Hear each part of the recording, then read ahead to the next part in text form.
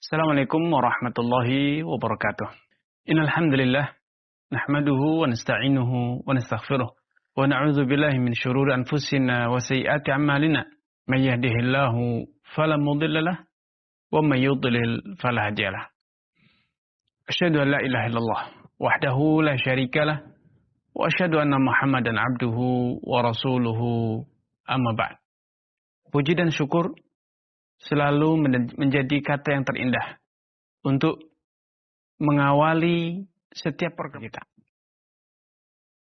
Semoga Allah Subhanahu wa taala berkenan menjadikan program ini mengobarkan semangat beramal, memperluas hazanah keilmuan dan meneguhkan keimanan dalam diri kita. Salawat serta salam tentu selalu kita aturkan kepada Nabi kita, Nabi Muhammad sallallahu alaihi wasallam, keluarga dan juga sahabat-sahabatnya yang telah membuktikan ketulusan niat, kesungguhan perjuangan, pengorbanan tanpa batas demi tegaknya dinul Islam. Kaum muslimin dimanapun Anda berada. Ud'uni astajib lakum, kata Allah. Berdoalah kepadaku, niscaya aku akan berikan permintaan. Astajib lakum, akan kukabulkan. Allah Subhanahu wa taala juga telah mencontohkan agar kita meneladani nabi-nabi sebelum kita. Allahumma ati nafsi taqwaha wa zakkiha anta khairun man zakkaha. Itu salah satu doa yang diajarkan Nabi. Allah Subhanahu wa taala juga mencontohkan melalui lisan atau praktek kehidupan Nabi sallallahu alaihi wasallam agar kita memohon kesembuhan dan kesehatan jiwa kita. Allahumma ya muqallibal qulub tsabbit qalbi ala dinik. Wahai zat yang membolak-balikkan hati, teguhkan hatiku di atas agamamu. Allahumma ya musarrifal qulub sarif qalbi ila ta'atik. Wahai zat yang membolak-balikkan hati, memalingkan jiwa, palingkan jiwaku kepada ketaatan. Rasulullah SAW juga menyatakan, memohon perlindungan dari jiwa yang buruk. Wa'udzubika wa na'udzubillahi min syururi anfusina. Dan kami mohon perlindungan kepada Allah dari kejahatan dan kejelekan jiwa kita. Andai itu sekedar indikator, tidak ada korelasi, tidak ada manfaat selain sekedar pertanda, niscaya Allah tidak akan perintahkan kita. Sebagaimana Allah tidak pernah perintahkan kita untuk melakukan berbagai hal yang itu hanya sebatas pertanda. Tergelincirnya matahari, tenggelamnya matahari, terbitnya bulan, itu sebagai pertanda. Telah masuknya waktu sholat, telah masuknya waktu puasa. Tumbuhnya kumis, bermimpinya anak laki-laki, itu pertanda dari apa?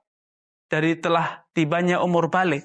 Keluarnya darah haid dari wanita, itu adalah pertanda dia telah balik. Allah tidak pernah perintahkan agar kita berusaha agar anak-anak kita segera haid, anak-anak kita segera bermimpi basah, tidak. Karena itu sekedar pertanda saja.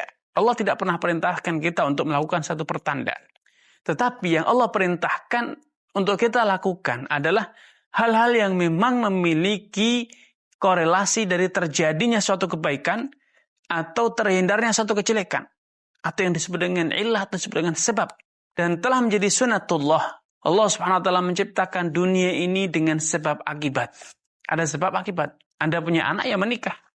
Anda mau sembuh, ya berobat. Sebagaimana yang diperintahkan Nabi sallallahu alaihi wasallam, tadawaw ibadallah. Wahai hamba-hamba Allah, hendaknya kalian berobat. Fa innallaha ma anzala da'an illa anzalalahu syifaan. Karena Allah Subhanahu wa taala tidak pernah menurunkan suatu penyakit kecuali Allah telah menurunkan pula penawarnya. Baik itu penyakit hati atau penyakit raga kita, penyakit jiwa atau penyakit raga, semuanya telah Allah turunkan. Kalau Anda merasa di dalam diri Anda ada hasad, ada iri ketika melihat saudara Anda mendapat nikmat, ketika ada saudara Anda yang sukses, kemudian hati Anda terasa panas, bergejolak, bergumul, kok dia yang sukses, saya belum. Maka segeralah memohon kepada Allah SWT agar Anda dibebaskan dari bisikan-bisikan negatif, bisikan-bisikan buruk yang muncul dari jiwa Anda. Wa na'udzubillahi min syururi anfusina. Karena memang jiwa manusia itu akan selalu membisikkan kita berbuat kejelekan. Inna nafsal ammaratun bisu'. Sejatinya jiwa manusia itu akan terus membisikkan kita berbuat kejelekan.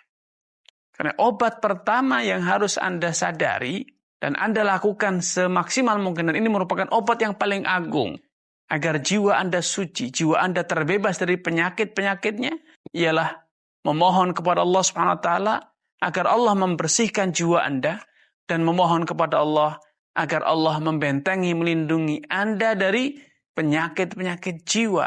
Penyakit-penyakit jiwa. Karena itu dahulu Nabi sallallahu alaihi wasallam juga mengajarkan kita banyak-banyak doa yang semakna dengan ucapan tersebut. Bahkan Nabi sallallahu alaihi wasallam menjadikan doa ini bagian dari muqaddimah, kata pengantar yang selalu beliau ucapkan ketika beliau berkhutbah atau berceramah. Innal hamdalillah nahmaduhu wa nasta'inuhu wa nastaghfiruh wa na'udzu billahi min syururi anfusina wa sayyiati a'malina. Kami berlindung kepada Allah dari jiwa kami yang buruk dan dari amalan-amalan kami yang buruk pula, atau yang jelek atau yang jahat.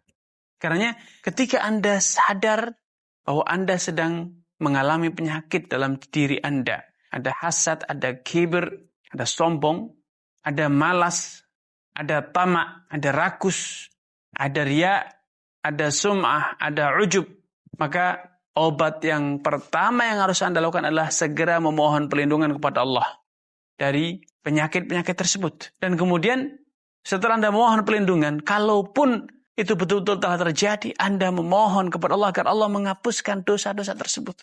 Anda akui kotoran yang melekat dalam jiwa Anda, kemudian Anda mohon kepada Allah Subhanahu wa taala. Allahumma ati nafsi taqwaha, ya Allah, limpahkan kesucian dalam jiwaku. Ini yang bisa saya sampaikan pada kesempatan kali ini. Kurang lebihnya saya mohon maaf. Billahi taufiq wal hidayah. Wassalamualaikum warahmatullahi wabarakatuh.